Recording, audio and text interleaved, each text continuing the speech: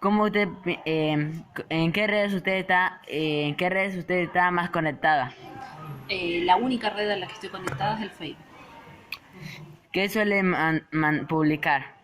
Eh, Cosas de mi interés, o sea, noticias, algunas noticias, eh, y después estoy en contacto con algunos muros de otras bibliotecas, todo que tenga que ver con mi trabajo y de mi interés.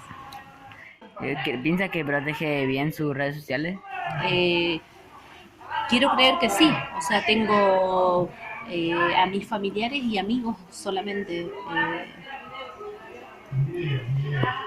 Pero considero que varios pueden hacer de unos cuantos movimientos en el teclado y ya te pueden saber la cuenta bancaria. Hay que tener peligro en eso.